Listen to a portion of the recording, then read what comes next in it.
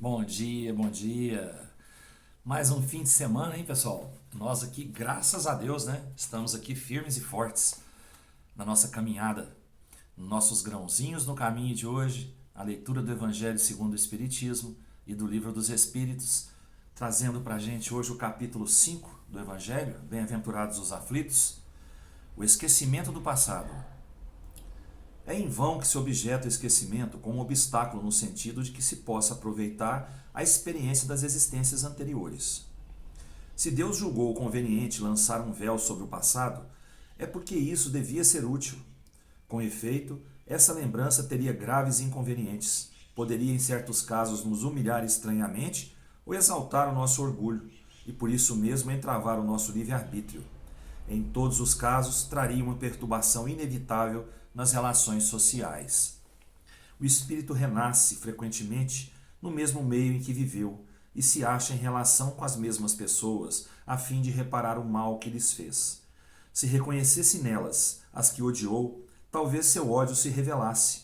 Em todos os casos, seria humilhado diante daqueles que houvesse ofendido. Deus nos deu para nosso adiantamento justamente o que nos é necessário e pode nos bastar: a voz da consciência e nossas tendências instintivas, e nos tira o que poderia nos prejudicar. Ao nascer, o homem traz o que adquiriu. Nasce como se fez. Cada existência é para ele um novo ponto de partida. Pouco lhe importa saber o que foi. Ele é punido porque fez o mal e suas tendências más atuais são indício do que resta nele a corrigir, sendo nisso que deve concentrar sua atenção, porque do que está completamente corrigido não lhe resta nenhum traço. As boas resoluções que tomou são a voz da consciência que o adverte do que é bem ou mal e lhe dá a força para resistir às más tentações. De resto, esse esquecimento não ocorre senão durante a vida corporal. Reentrando na vida espiritual, o espírito retoma as lembranças do passado. Isso não é, pois, senão uma interrupção momentânea, como a que ocorre na vida terrestre durante o sono e que não impede de lembrar no dia seguinte o que se fez na véspera e nos dias precedentes. Não é apenas depois da morte que o espírito recobra as lembranças do passado. Pode-se dizer que não as perde jamais, porque a experiência prova que na encarnação, durante o sono do corpo, quando goza de uma certa liberdade, o espírito tem consciência de seus atos anteriores. Ele sabe por que sofre e que sofre justamente. A lembrança não se apaga senão durante a vida exterior de relação. Mas à falta de uma lembrança precisa, que poderia lhe ser penosa e prejudicar suas relações sociais, ele aure novas forças nesses instantes de emancipação da alma, se sabe aproveitá-los. Muito bem. Então, Deus, em sua sabedoria, ele nos deu o véu do esquecimento. É como se tivesse jogado um manto sobre nós e que nós não conseguíssemos voltar, não enxergar nada do que nós passamos, né? Isso é útil para a gente, porque se não fosse, Deus não daria, né? Tem uma utilidade, sim. Não nos confundir, não nos exaltar, não nos humilhar, porque todos nós estamos aqui na Terra em resgate, em provas, em expiações. Então, se a gente lembrasse do passado, como disse a leitura aqui, ó, a gente poderia ter grandes problemas.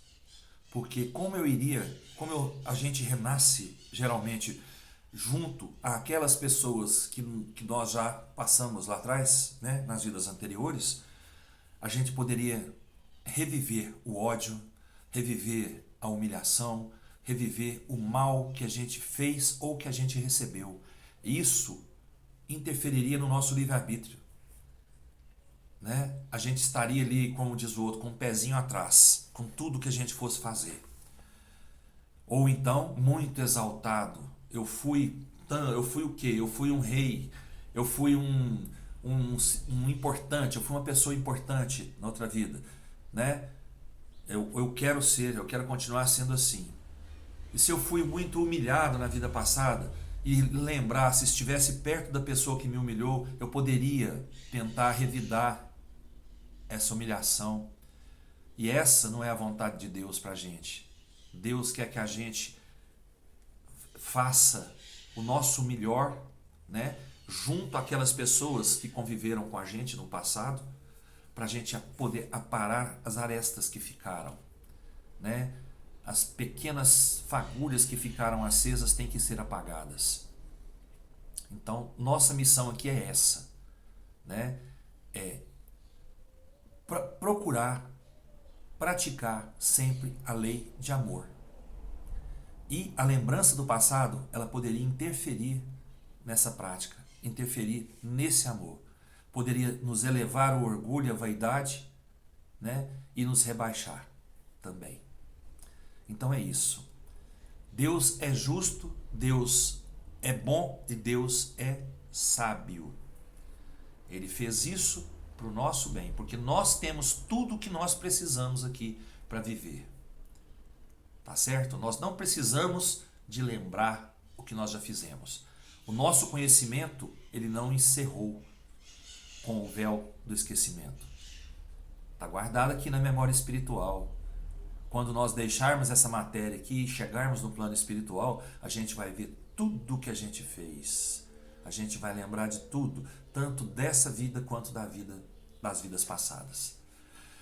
Então, é uma interrupção que há, a encarnação, para a gente poder passar por ela sem interferência nenhuma na lei de amor e caridade. Tá certo? Nossa leitura de hoje do Livro dos Espíritos é a questão 83 do capítulo 1, no livro 2, né? Origem dos Espíritos, origem e natureza dos Espíritos. Kardec perguntou aos Espíritos: os Espíritos têm fim? Compreende-se que o princípio de onde eles emanam seja eterno, mas o que perguntamos é se sua individualidade tem um termo, e se num tempo dado, mais ou menos longo, o elemento de que são formados não se dissemina e não retorna à massa de onde saiu, como ocorre com os corpos materiais. É difícil de conceber-se que uma coisa que teve começo possa não ter fim. Aí os espíritos sábios responderam a Kardec: existem coisas que não compreendeis, porque a vossa inteligência é limitada, e isso não é razão para que as rejeiteis. A criança não compreende tudo o que o seu pai compreende, nem o ignorante tudo o que o sábio compreende. Dissemos que a existência do espírito não tem fim. É tudo o que podemos dizer por enquanto. Pronto. Está esclarecida, está respondida a questão que Kardec fez. Nós ainda não temos condições de saber isso. E sabe-se lá quando teremos, não é?